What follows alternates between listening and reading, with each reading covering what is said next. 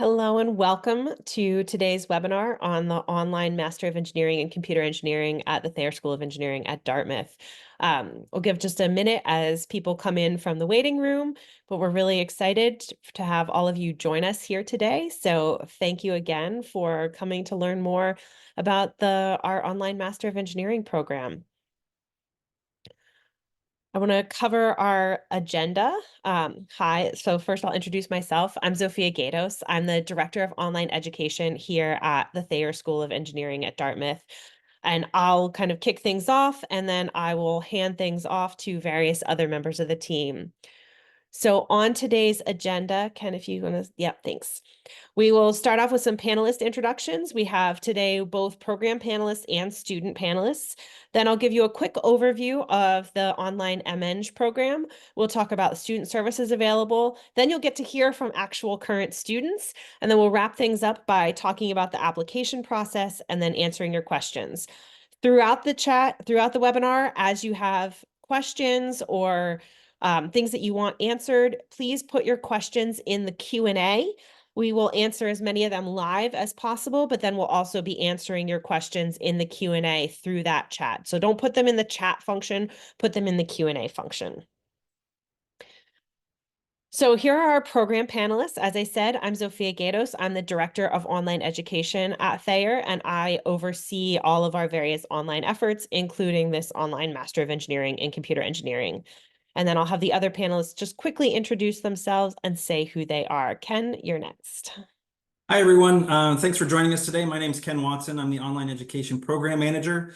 What that means is that I work with students in this program on student success and retention side. So we'll be working closely together as you progress through to graduation to make sure that you have all the support you need and get the best value out of this degree program.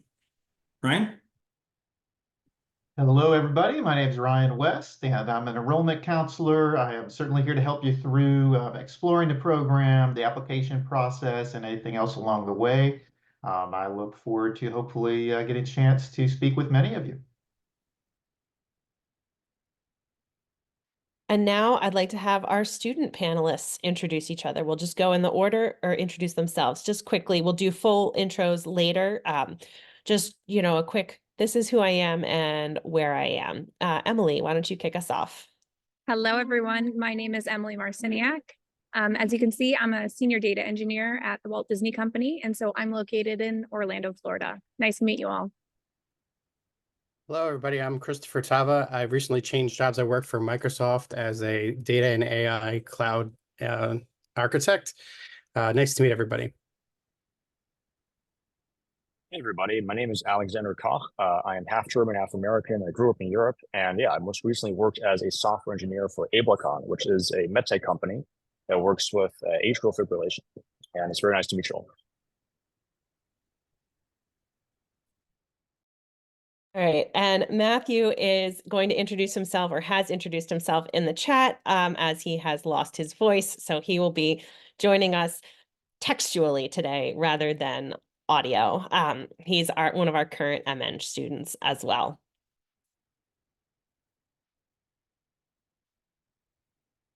All right, so the Thayer School of Engineering at Dartmouth was founded in 1867, and it's one of the first professional schools of engineering in the country. Our philosophy here at Thayer is that we're combining engineering with the liberal arts to produce well-rounded, human-centered engineers. And we have a really hands-on interdisciplinary approach with a design-oriented curriculum, lots of collaboration, lots of really helping to get you work to each other. And the faculty are really welcoming and accessible and supportive. The Master of Engineering in Computer Engineering is Dartmouth's first fully online program, and we're really excited to be welcoming additional students into the program.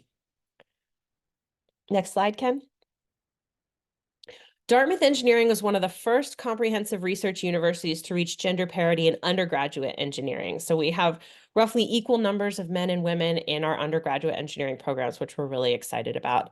In 2023, Dartmouth Engineering was also just one of 3 schools nationwide to earn the highest distinction from the American Society for Engineering Education for its significant progress in meeting diversity, equity, and inclusion goals. Dartmouth Engineering is also home to the nation's first doctoral level program in PhD innovation. So students in this highly selective fellowship program receive funding and support to launch their own startups and take their research discoveries to market. So this is just a little bit of what our background is here at Dartmouth Engineering and what our philosophy is. Now, to get a little bit more specific about the online Master of Engineering and Computer Engineering, as I said, this is Dartmouth's first fully online degree where there's no required on-campus component. Our first cohort started in March, so they're starting their third term of classes this coming Monday, in fact. And we have our second cohort starting their first round of classes on this Monday. Our degree program is designed to be hands-on with collaborative projects that are rooted in active learning. And in this program, you'll master technical skills that you would need for things such as virtual and augmented reality, autonomous robots, self-driving cars, AI virtual assistants, wearable and implantable devices, and more. And will also help you gain the power skills that you'll need for leadership and impact. The program's designed with flexibility. So there are 9 specific courses that you have to take in order to complete the program, but you can take them. There's some flexibility in the order in which you take them, and then you can take 1 or 2 courses at a time. And Dartmouth is one of those unusual schools that's on the quarter system. So there are 4 quarters per year, and the terms are only 10 weeks long. So each term goes by kind of in a flash, and I think our current students might bear that out. And you can finish in as little as 15 months if you're taking 2 courses at a time, or it can take longer. You have up to 6 years to complete the degree, and you can take terms off as you need. You can take up to 2 terms consecutively off without needing to apply for any kind of formal leave of absence policy. So you'll have time to balance your jobs, your family, or any other responsibilities with your schoolwork. We have some sample course plans to show you. This is just a snapshot of what your individual courses might be, as well as a potential time frame. This gives you an initial idea about how the pacing and the timing might look, depending on if you're taking the program part-time, which is 1 class per term, or full-time, which is 2 classes per term. We'll send this slide deck out afterwards, so that way you can take a look more at this information. I note that the exact course offering schedule may change, but this gives you an idea of what the current course offerings look like. That said, I will now turn things over to Ken to talk about the student support side of things. Thanks, Sophia. So as I mentioned at the beginning, my role really works closely with the students on the non-academic side of this degree program, and endeavors to make sure that you feel connected to Dartmouth and the Dartmouth community as much as possible. Just because you are taking your classes remotely, it doesn't mean that you are any less a member of the Dartmouth community. And so to that end, we've done quite a bit of work kind of behind the scenes to ensure that you're connected to as many different resources and offices at Dartmouth as possible. And so there's a short list here. There are more that are not listed, but you know, we'd like to point out some of those units that you'd probably be working pretty closely with as an online student in the MEng program. And so this includes things like the Dartmouth and Thayer Computing Services and Support.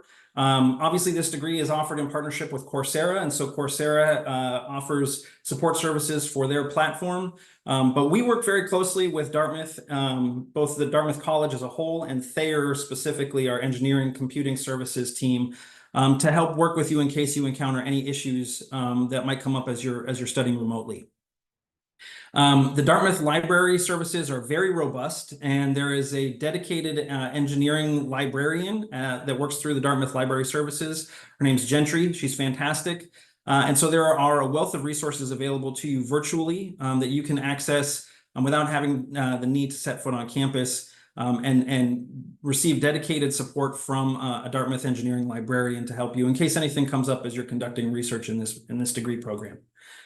Dartmouth takes student wellness and both physical and mental wellness very seriously. And so we have partnered with an organization called You Will, who offers student wellness support, again, in the virtual setting through telehealth and Zoom conferencing.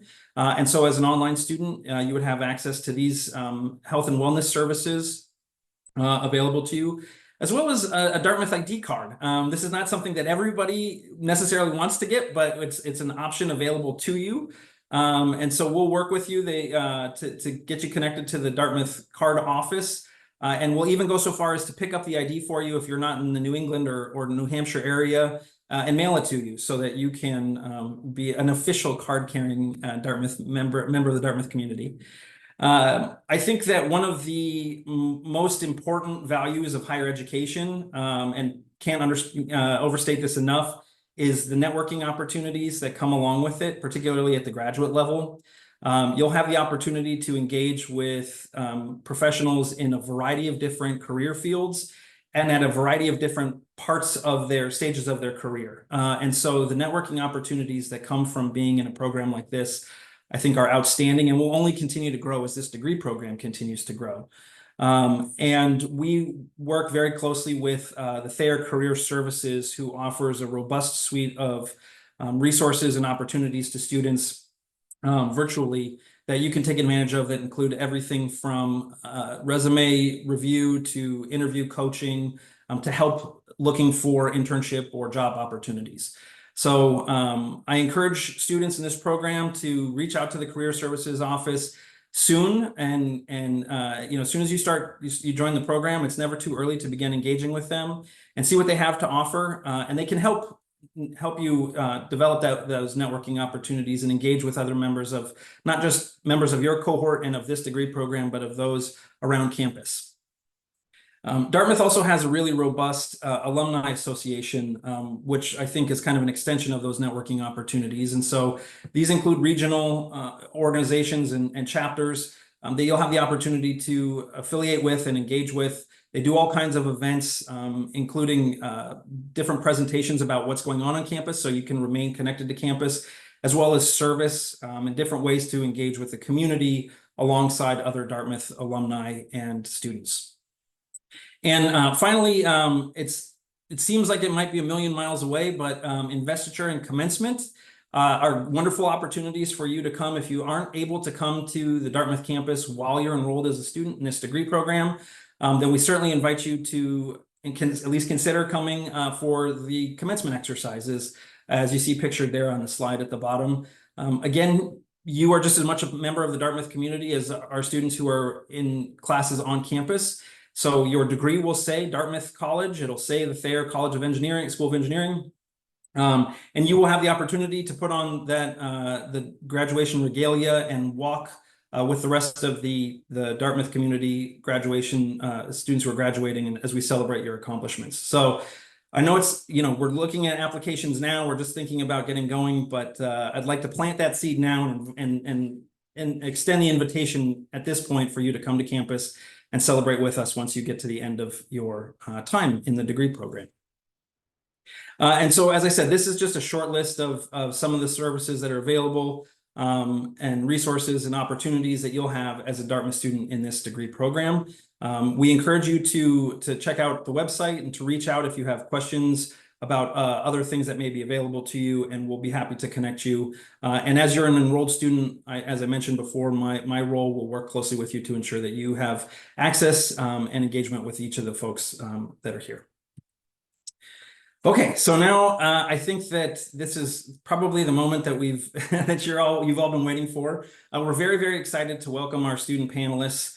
They briefly gave an introduction of themselves, but we'd really like to, we have a couple questions lined up for them here that we'd like to get their feedback on, because I think that as program administrators, we can tell you all about the wonderful things that go on with this degree program, but our students really have firsthand knowledge and experience and are going to be able to give you some key insights that as administrators, we're not privy to. So we have a couple questions lined up for them that we'll prompt them to give us some answers on. As they're talking, if you have specific questions you'd like to ask, we'd encourage you to use the Q&A, and you can go ahead and enter those in there, and we will try to give them an opportunity to answer those as well. I'm going to go, on the order of the slides. So starting with Emily, if I can ask you, what is something that now that you're entering your third term in this degree program, that you know now that has come to light as you've gone through this degree program that you wish you had known before you started? Yeah, so for context, this is my first program I've been in that has been entirely remote. And so that's a new type of learning for myself. And so when I got into my first course, I don't think I understood how to get into the Coursera platform and see all that was set up for my course. And so what I'm saying here is that this is the benefit of the Coursera platform.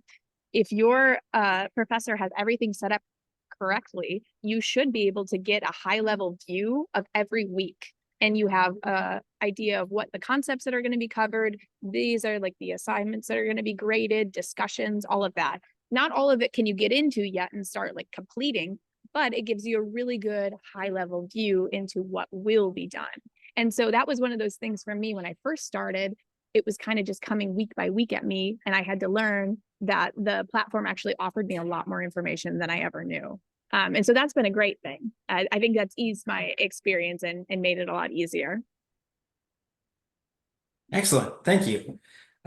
Chris, is there something that you feel like kind of similar to Emily that you wish you'd known prior to starting the program? Yeah, for sure, Ken. Like everything else in life, there's like a yin and a yang. Professor Chin, our professor of machine learning, said learning is a long, slow process. And for me, that didn't make a lot of sense in a 10-week fast-paced course. So I'd had to figure out like how to embrace that you're not going to get everything right off the bat. So maybe you should start early, embrace the struggle, as uncomfortable as that sounds, because that's actually how I found that I could learn things. So yeah, the quarter system, only like 20% of the US higher education learnings in the States have that, but I actually love it. If you're organized, 10 weeks go by quickly, but you are able to learn thoroughly in a organized fashion as long as you start early and you follow through and you ask for help. There's a ton of help in this program from other students, from the TAs, from the professor. While it's an online program, it's super unique that everybody is very accessible, and Dartmouth takes your learning experience extraordinarily seriously. Excellent. Thank you, Chris. Alexander, how about you? Any thoughts? I definitely concur. So everything what Chris said, what Emily said, definitely rings true. Yeah, the 10-week term is very compact. So like a lot of knowledge just basically comes at once very quickly. But if you can structure your time well, this is actually a very good benefit also. We're going to talk about later in the question I prepared something too. And another thing I would probably say is that specifically for signal processing, machine learning, which are two of the courses I've taken so far, each course has kind of like its own, I want to say, prerequisite. So for example, math knowledge and signal processing is important. And then if you have, basic C programming skills, that's very important for embedded systems, which is the class I just took last term. And so the thing is, in the program, there are many people with different backgrounds. I, for example, have a physics background originally. So I studied physics in undergrad in Germany, and I accordingly had, I want to say, more of a math background compared to other people. But they, for example, have much, much more programming knowledge, which I kind of didn't really do much during undergrad. And so the professors actually know this. And so a lot of the different courses, machine learning and embedded systems, they actually have team projects, which play a very big component in the program itself. And the professor knows kind of like how these skills are split up apart among the students. And so you're actually put into groups of 3 where we kind of have like a symbiotic relationship, right? We help each other out. Some people have strengths here, some people have strengths there. And this is actually a really cool process of learning things from your fellow students. So there's a lot of, I want to say, interaction with your peers. And this is something I've really come to learn and come to love in this program. Excellent. Thank you. And I think you bring up a really great point in terms of, folks coming from different backgrounds and having different experiences, and having different levels of comfort with particular aspects of this degree program. From an admission standpoint, we don't require any specific pathway. We have students from a variety of different career fields, and as I mentioned before, kind of points in their career. And so turning it back to you, Emily, are there any fundamentals or certain aspects that you've kind of encountered from an engineering standpoint that you feel like you were really glad that you had going into the degree program, or something that you feel like you wanted to kind of buff up as you were getting going? Yeah, that's a really good question. And so he kind of just hit on it too. So I just came out of an embedded systems course, and the language we were programming in was all C, and we used a compiler for that. And so having like basic understanding in that language and also understanding sort of how compilers work would definitely benefit you coming into that. But what I'll say is I also was in a machine learning course in the beginning of this sort of classes that I took, and that was all based in Python. And so having that Python knowledge was also really good. Now, I don't think anyone needs to have any sort of really, really high technical expertise in any of those languages, but having the foundational understanding will get you so far, because you're still in a class and you're there to learn. And so a lot of that will come with whatever the content is that you're going through. But having a foundation in some of those more common programming languages, and I'll say C and Python are probably going to be the two most important throughout this program, will really help. And so if you've done it before, it might be helpful to brush up on it. I know Coursera has classes that you can take that you can get like a real quick brush up on any of those things. I think that little bit can make it a lot easier for you later on. Excellent point. And Matthew, I'd invite you to feel free to throw your feelings in the chat as well, because I think that you've got a unique perspective on this too. Chris, is there anything that you would add to that kind of foundational knowledge that you feel like has either benefited you or you wish you had a little bit more of going into it? I think engineering is largely about breaking things down, take tough problems and make them into smaller, less complex problems. So anyone who's got experience in problem solving and just being fearless about complexity and challenge will do really well in this program. So, I do have 25 years experience programming, but I feel like that doesn't matter as much as like thinking through the problems. And I was fortunate to work with Alex in the last embedded systems class, and we just resonated with each other and synergized off each other's skill sets and strengths. So that's a huge part of this program, is working well with others and realizing where your weaknesses are. For example, mine's in math. Alex is expert in math. So we made really great partners because I was able to figure out a lot of the C programming where he figured out a lot of the math related activities. So I think you need to know your strengths and your weaknesses. But just being a good problem solver and breaking things down is going to be essential in this program. Absolutely. Very good points. And you beat me to the punch. I think that one of the other aspects that I was going to highlight is the need for strong collaboration and teamwork. And so this is a project-based degree program. And so understanding, as you said, Chris, I think you put it perfectly, your strengths and weaknesses, and how you can best work with your partners to accomplish the tasks that you need to get done for those various projects is vital. So just to paraphrase what you all have said, because I think it's really important, and it's something that potential students should consider. If you are the type of person who enjoys working with others and working on teams, then I think you're going to flourish in this kind of degree program. And very, very good points. So I'd like to move to the next prompt, if I can get here we go. And now turning, so I think that it's probably safe to assume that most of the folks that are on the webinar with us today are at a point where they have either started an application or they're thinking about starting an application, and are still kind of mulling over the degree program. And so I think that a lot of folks, we're going to hear from Ryan, our enrollment counselor, in a little bit, but I think a lot of folks would benefit from hearing about your experiences going through the application process, and whether there were certain things that you felt like were really helpful, or ideas that you want to point out that you felt like helped you through that application process, to prepare yourself to be the best possible applicant. This is a very rigorous admissions process.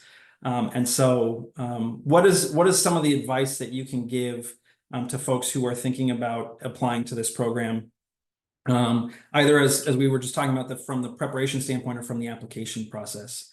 And I'm going to start with Alexander this time. Of course, yeah. So I have actually three main points that I've written down on this question. So as someone who applied with a German transcript, I did my undergrad in Munich, University of Munich, and this is not comparable in terms of like the grading scale and everything else to the typical US transcript. So what I actually did was you have to kind of be, I want to say aware that using the WES, the World Educational Services, for kind of looking at your transcript and putting that into like the US grading scale, that helped me out a lot significantly. So this is an important factor to consider for any international applicant that is not based on like the 4.0 GPO scale in the US. Very important point to consider.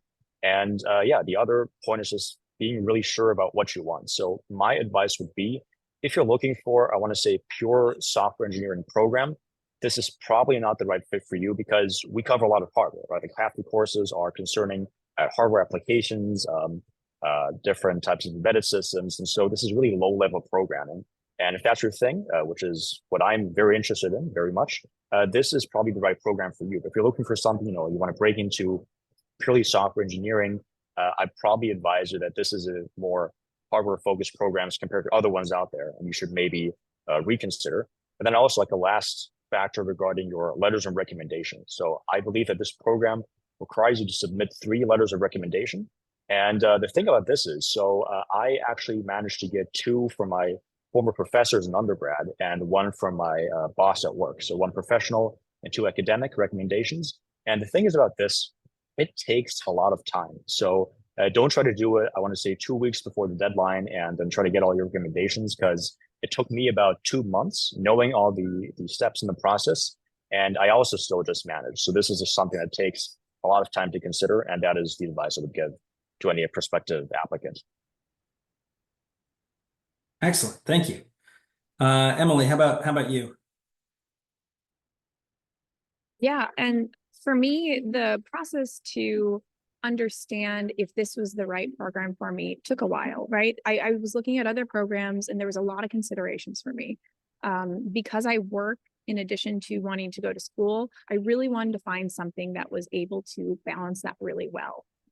Thankfully, when I was going through this process, I was actually working with Ryan West, who's on the call here, and he was sort of my support as I was going through the application process. And what I'll say is, ask as many questions as you possibly can for your specific scenario to him or whomever from that Coursera side who is like the liaison and helping you get into the program, because they can really give you more details and get that understanding of like, is this the right place for me?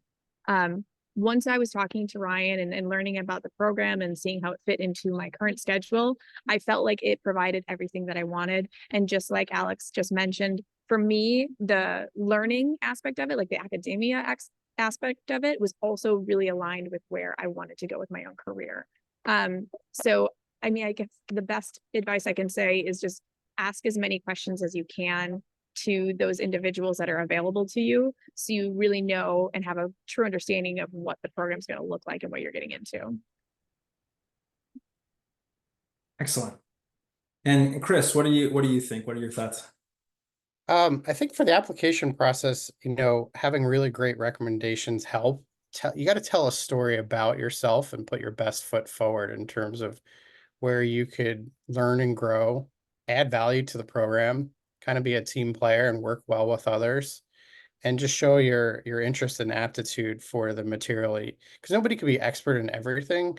So what are your strengths and how do you position yourself to be accepted in a highly competitive program that way? And I think by telling a story that resonates with the admissions officers, and frankly just for yourself as you build your career up over time, you are building a story, you're building a brand, you're building your way forward in this world, trying to find your identity, trying to find your expertise and where you could add value in school and out of school. So I think it all just sort of builds on each other. And when you get to a chance where you're able to tell that story and you're comfortable in those shoes, it's a wonderful, powerful thing, especially once you get accepted in.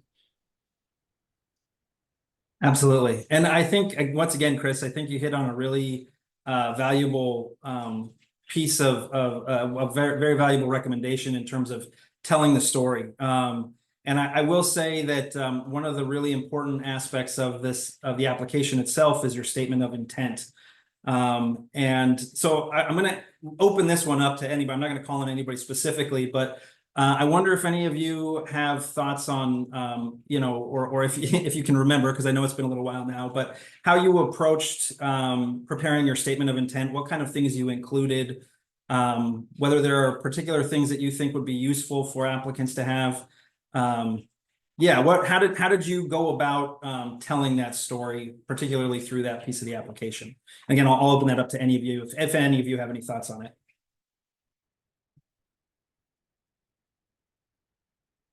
Yeah, Ken, I'll take that. So having a clear plan of attack for your statement of intent really is like the starting point of this journey. Being intentional about what you're studying is going to be a driving, motivating factor, kind of like the strategy overall of your approach. Because as you're in each 10-week session, that's very tactical, and you gotta, you know, use your time wisely. Especially for me, I work and I've got 3 kids, and I also like to have a life outside of work and school. So, you know, the statement intent is really like your mission statement. And when I took a look at what this course had to offer, it was so powerful and so unique with the machine learning classes, the NLP, the computer vision stuff. And then tying that to the hardware side is the future. Even in the software world, a lot of software has to merge with hardware these days. So by having a real clear statement of intent, I think the admissions officers are really looking to see, you know, are they focused? Is this candidate really in it to win it, but not just to measure you up, but just to see that you're going to be successful because you sort of have a game plan going forward. Excellent points, Chris. Okay. Well, thanks very much. A huge thank you to our student panelists. I think this was all really useful information. I would encourage our audience members to continue to add questions to the Q&A portion, and we'll make sure that we do our best to answer as much of that as possible. But right now I'd like to turn it over to Ryan, who's going to tell us a little bit about the application process. Ryan. Thank you, Ken. Yep. Thank you, Ken. Definitely, as far as the application process goes, I really appreciate each of you contributing to some of your insights on what helped you to be successful in your application. So I think lots of great advice given here during that time frame. As far as upcoming application cycles, we have some 2 upcoming cohorts here. So for spring of 2025, as you can see on the screen, the priority application deadline will be November 15th. You do get the opportunity to have your application fee waived for that, so that's a good incentive. But also, I know a lot of people are eager to get decisions, and of course, that will get you a sooner decision. But you do have all the way up to the 15th of December for the final application deadline. I believe it was Alexander had mentioned as much as possible, give yourself a good amount of time for the process, including the recommendations and things from there. And I think if you heard from everybody, be intentional on the application. So taking that time, taking the thought into the statements and things from there will be helpful. So I always encourage a good guideline is the priority application deadline not only benefits you for getting a decision sooner, but it also gives you a little bit of cushion. So if you don't end up having everything done, you're not at the final deadline and then potentially having to wait to the next cohort. But of course, either deadline will be great, and it doesn't affect a decision either way regarding which time frame you submit it by. Classes start March 31st for the spring cohort. And really, as we've been talking about the application process, they do a great job at Dartmouth of reviewing the applications holistically. Every portion of your application matters. Put yourself in the best position to highlight your strengths and show them what you're capable of and what you're about. And I think that can be a really good process. The second cohort coming up we have is for fall of 2025. And as far as the dates, as you see here, May 15th will be the priority deadline. June 15th will be the final deadline, with classes starting on the 15th of September. What's fantastic about this opportunity is if you know you're not going to be able to start for the spring, but you would like to get a decision earlier for fall, you can apply for the fall term if you get them in by the spring deadline. So if you get it in by December 15th for a fall application, they will review your application with the others. So you'll actually be able to hear back the early part of 2025 on a fall decision. So whichever time frame works best for you, I will be here to guide you through any questions, process, anything that's helpful for you. My philosophy, there's never a silly question. Every question's worth asking. So certainly feel free to reach out with any questions ahead. And if you do start an application, definitely make sure to follow up, and I'll be glad to spend some time with you. Great, thanks, Ryan. And so as we wind down here, we want to make sure that we give folks an opportunity to ask questions, but we understand that things may come up as you're going through the application process, either about the degree itself and the courses and what's involved with that, or about the process of getting your application in and getting admitted to the degree program, along with financial aid questions. So if you have any questions about either of those, these are two really useful emails here that you can reach out to at any point. As Ryan said, there's no stupid questions. No question is too small. And we work very closely together. So if there's a question that you ask to one email that maybe needs to go to the other, then we can certainly point you in the right direction. But at the very least, there are two accounts here available to you as a means for you to get in touch with us and make sure that we can address anything that may come up as you're going through this process and determining whether this is the right degree program for you. In addition to that, we have an opportunity that I'm going to let Ryan talk a little bit more about. Yes, absolutely. So coming up November 7th, I'll be set with some office hours to meet with anybody who would like to join with questions on any aspect of the application, any tips, just questions in general about that. So I will be glad to meet during that time. And of course, other times as well, you can make a one-on-one booking. But that time on November 7th, a great opportunity to come in. And what's fantastic is you may not think of questions, but then somebody else on the webinar or the session may, that you don't have. So I would encourage you, if you're able to join, jump in, and I am glad to help, as I mentioned. Excellent. So I'm going to leave that QR code up just for a minute, just to make sure that everybody has a chance. But as that's up, we'd like to make sure, I'm going to switch over here to the Q&A. It looks like a lot of the questions that are coming through in the question and answer form online have been answered, and so that's excellent. And so, but I'd like to open it up now. If there's anything that hasn't been answered, then we'd be happy to answer those now, including our student panelists. And so, question here about sample course plan being presented, and if changes need to be made, that's definitely something that we can work with you on. I would primarily, oh, Zofia, go ahead.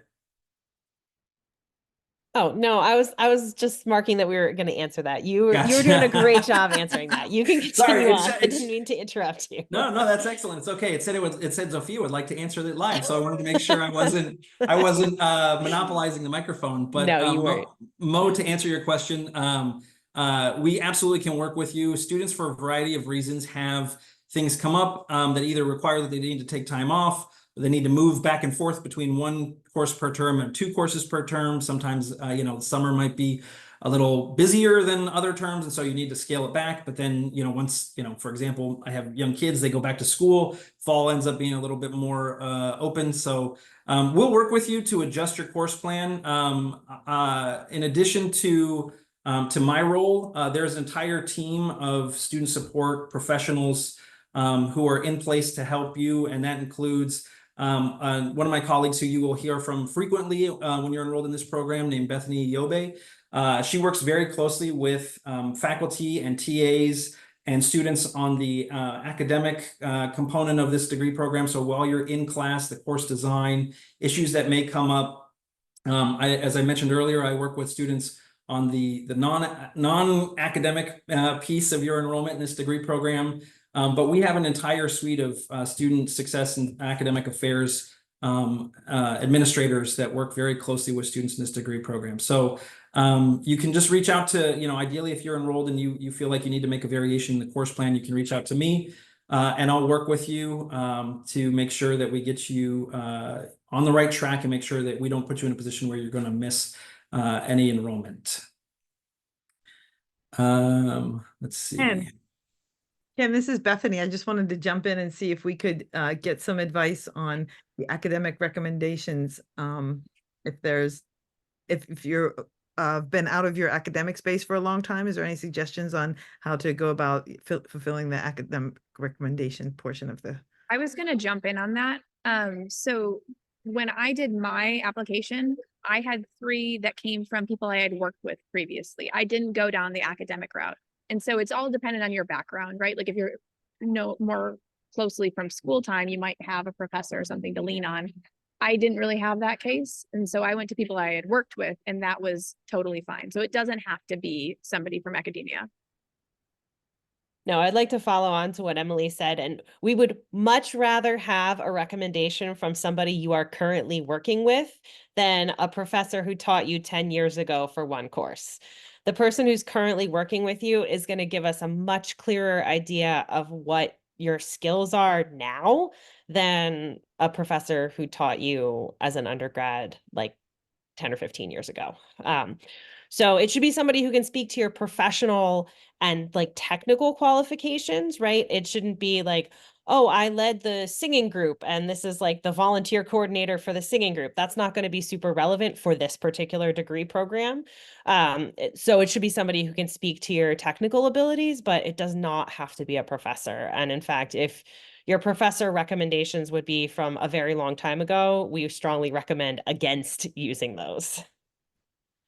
I also saw a couple of other things that came up frequently in the Q&A in the chat that have been answered, but I wanted to give our panelists an opportunity to address those further. So one thing that I saw come up a bunch of times was questions about background preparation and the math that you would need.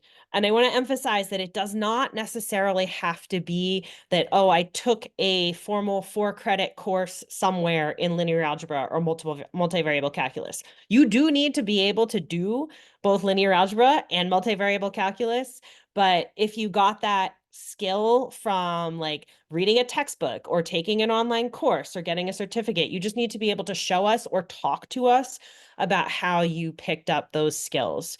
We're not necessarily looking to see like, oh, this person took this course, check. No, this person has these skills. Is there any other recommendations from our students, our current students, about background prep that would have you wish you had had? Yeah, I can hop in quick. Hopefully my voice doesn't crack up terribly quick, but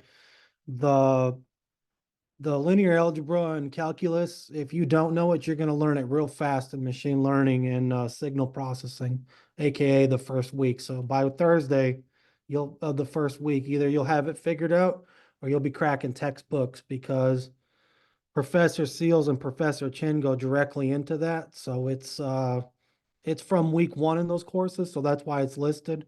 It's not, it'll come up within a year in the program. It's going to come up week 1 of your first 2 required courses. So another thing too is C programming language. Dartmouth has a great specialization on Coursera with C programming. If you're not an embedded systems person, and if you haven't met one before, Jason Dahlstrom's probably the most tolerant embedded systems person I ever met. But with that being said, you need to know C programming, and it'll be like drinking from a fire hydrant if you don't. Not trying to be negative, but have that prep ahead of time. Just because this program's online, it's still very rigorous to the Ivy League engineering standard. And every course, you're going to start moving quickly from week 1 to week 10 because it goes by very fast, as everyone said already. I definitely concur with what Matt had to say. And also, if I could add, so if you're kind of like on the fence, if you're scared that there's going to be a lot of mathematical proof, so this is applied mathematics. It's about understanding. You don't have to like prove by induction or anything. That doesn't take place here, but it's like having a general understanding of the math.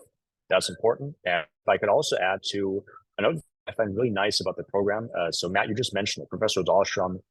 He's a very cool guy, and all the professors actually are very, I want to say, willing to even have one-on-one chats with you. So I actually just had one this week after the embedded systems course concluded. So with Professor Dahlstrom, and he gave me tips, like academic advice, future career advice. This is what I should look for if I want to do an internship in this field and so forth. And you should really take full advantage of this. Like, I think personally, I've never experienced anything like it compared to, I want to say, my European study days. So this is like a really, really positive impression. And this is a great part that comes along with being a part of Dartmouth. So I can only recommend. And yeah, I pass back to you, Sophia. Yeah, actually, I wanted to add on to that as well, because in every course, similar to maybe your undergrad experience before, there is a TA assigned. And the TA, in my experience, in both classes I've done at least, the TA and the professor have been totally available for any questions. And so they'll usually have a set time every week or maybe multiple times a week where the professor has the actual course where they go over it, which you should definitely go to because that covers the content for the week. But then the TAs will typically always have weekly meetups too, and they'll try and do it a couple times during the day just because we have different students in all different parts of the world. And so time zones and work schedules are completely different. But they'll have these meetups then, and it's basically like, if you have any questions, bring them to that session and we can talk through that. And so those are extremely helpful. But on top of like those scheduled sessions, you can always reach out via email. And in my experience, everyone has been very helpful and communicative, which is really nice.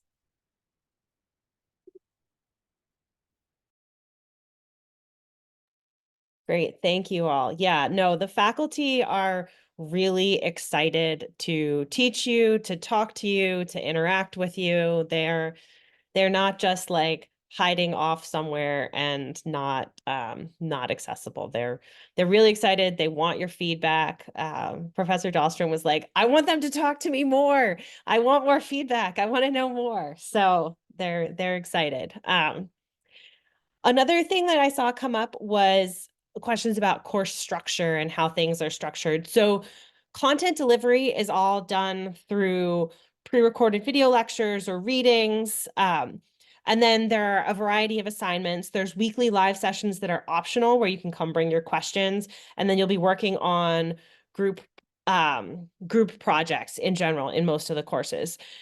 I wanted to also give our students an opportunity to kind of weigh in on how they felt about the course structure and how the workload was distributed. You will also see that courses will vary a little bit in structure. Not all courses will be identical. And also I wanted to emphasize that we've kind of leaned away from high stakes exams in this program in favor of projects and labs. So to give you more of like a sense of the kind of work that you'll be doing out in the real world.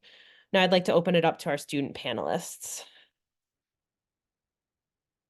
Yeah, so like you mentioned, I would say the core of a lot of our work is team-based projects. And so we're on a 10-week schedule for any of these courses.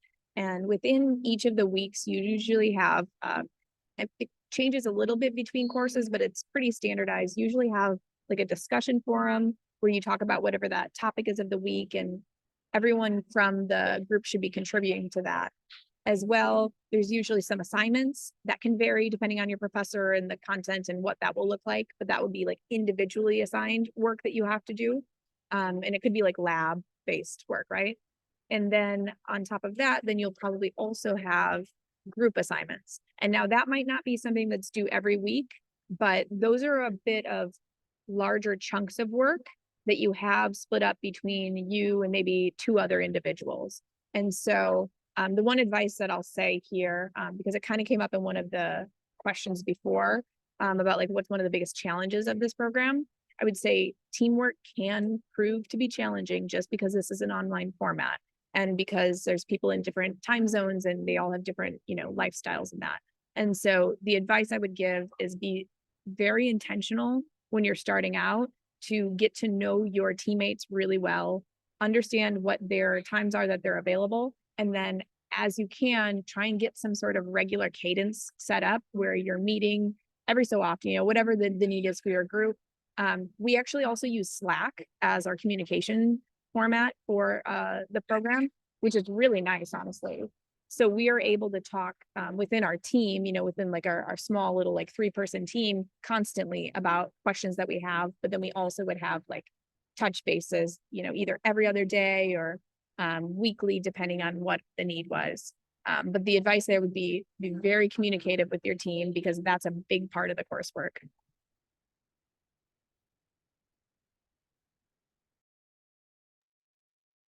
Any other current students or anyone else want to weigh in on course structure? I can also weigh in.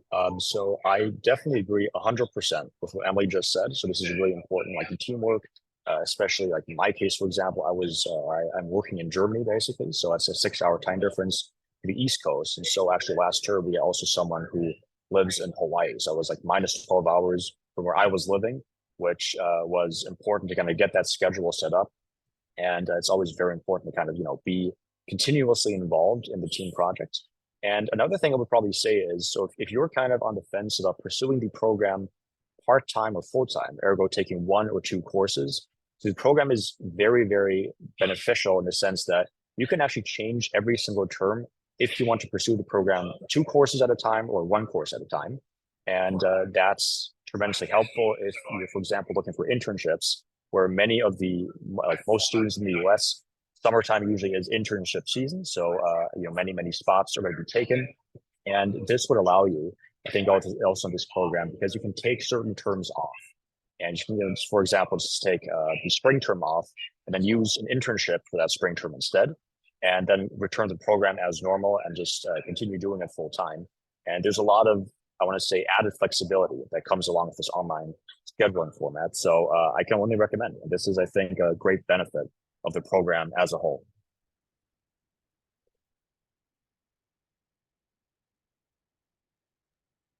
Great, thank you all. We're basically at time. Any final words of wisdom from our panelists? We had one question about what the biggest challenges were for online, or any other final words of wisdom that you'd like to offer? I'll just say I was a little bit nervous coming back into a master's program after being out of school for so long. I was uncertain about what that transition would look like. But I really think that Ken and Bethany and the whole team that's sort of set up this structure has been really intentional to make this a program that you can be in and also work full-time or be, in an internship or something else, you might have going on. It's really flexible. And like Alex mentioned too, if you want to be a full-time student, there's that option. But I found that they're very good at communicating with you. They really try and hit any needs and questions that you have. And it's made my experience really seamless.